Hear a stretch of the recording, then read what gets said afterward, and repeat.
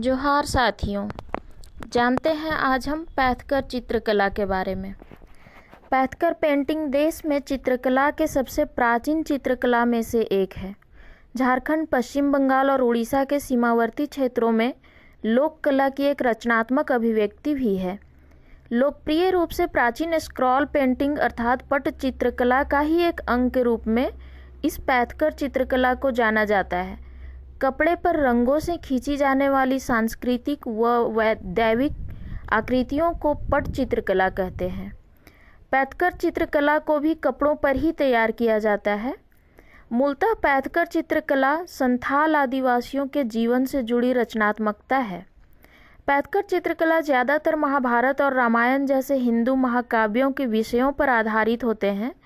इन पारंपरिक चित्रों में शिव और दुर्गा जैसे विभिन्न देवी देवताओं द्वारा किए गए चमत्कारिक कहानियां हैं। पैथकर चित्रकला में आमतौर पर केवल प्राथमिक रंगों जैसे लाल, पीले और नीले रंगों का उपयोग किया जाता है। इनमें ताड़ के पत्ते के आधार के रूप में काम करते हैं। पेंट में उपयोग किए जाने वाले ब्रश गिलहरी और बकरियों के बालों से बनाए जाते हैं। पैथकर चित्रों में चित्रित स्थान का अधिकांश भाग लंबी आंखों वाले मानव पात्र का आकार लिए होता है, जो भारतीय चित्र शैली की एक प्रमुख विशेषता है। झारखंड के ही पूर्वी सिंहभूम जिले के धालभूम गढ़ के गांव अमाडुबी प्रतिभाशाली पैथकर कलाकारों के परिवारों का घर है। गांव को पैथकर कलाकारों के गांव के रूप में भी जाना जाता है और कहा जाता है कि यही कला की उत्पत्ति हुई थी। राज्य की संथाल जनजाति का मानना है कि पैथकर पेंटिंग मृत लोगों की भटकती आत्माओं को स्वर्ग भेज सकती हैं। पैथकर चित्रकला झारखंड, पश्चिम बंगाल और उड़ीसा के सीमावर्ती क्षेत्रों में होती है और इसे भारत की प्राचीन जनजातीय पेंटिंग माना जाता है। चित्रकारों को पारंपरिक तरीके से चित्रकार के नाम से जाना जाता है। वे पैथकर चित्रकला का घर घर जाकर प्रदर्शन करते समय गाने का भी प्रदर्शन करते हैं। ये पुरुष कलाकार बंगाली हैं, लेकिन मुख्य रूप से आदिवासी गांवों में काम करते हैं, जहां वे कुछ उपहारों के बदले में अपने पैथकर पेंटिंग को बनाते हैं। पैथकर पेंटिंग अपने समाज के दिन प्रतिदिन के मानव जीवन, किंवदंतियों और पौराणिक कथाओं की कई वास्तविकताओं को दर्शाती है। झारखंड के आदिवासी कलाकार जिन्होंने स्क्रॉल पेंटिंग की इस कला को बढ़ावा दिया है, इनमें सबसे लंबे समय से कहानी कहने के प्रदर्शन और सामाजिक धार्मिक रीति रिवाजों में भी इस्तेमाल किए जाते हैं।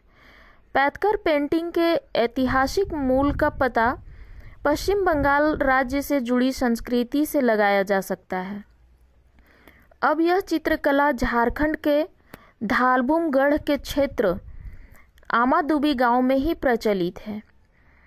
चित्रों में जीवन के साथ साथ मिथक के बारे में दिलचस्प कहानियां होती हैं। इसके प्रदर्शन के दौरान कुछ अनुष्ठान भी किए जाते हैं। समय के साथ पैथकर ने अपना लंबा इतिहास खो दिया है और अब छोटे छोटे रूप में ही जीवित है। पहले पैथकर कलाकारों को गायन के नाम से जाना जाता था, लेकिन समय के परिवर्तन के साथ वे अब चित्रकार के उपनाम से जाने जाते हैं। गाने वाले लोगों को गायन कहा जाता है और जो लोग पेंट करते हैं उन्हें चित्रकार कहा जाता है। चित्रकार की आधिकारिक जाति का पद नाम या वंशानुगत व्यवसाय चित्रकार या चित्र निर्माता है। पैथकर और चित्रकार शब्द एक दूसरे के साथ जुड़े हुए हैं।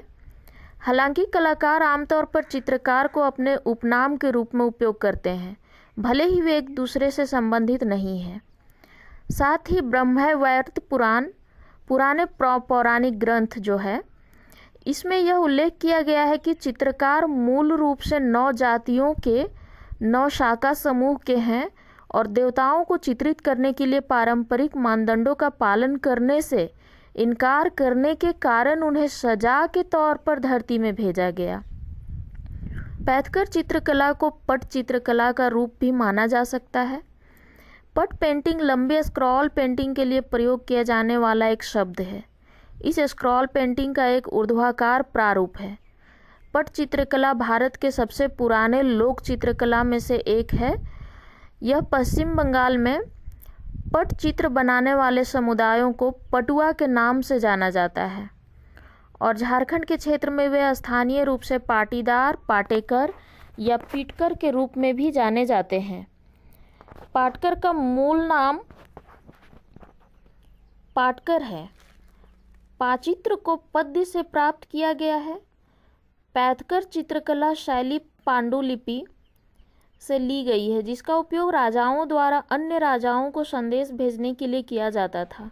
झारखंड की यह जीवित परंपरा धीरे धीरे मर रही है, जिसे अब बचाने की ज़रूरत है। धन्यवाद।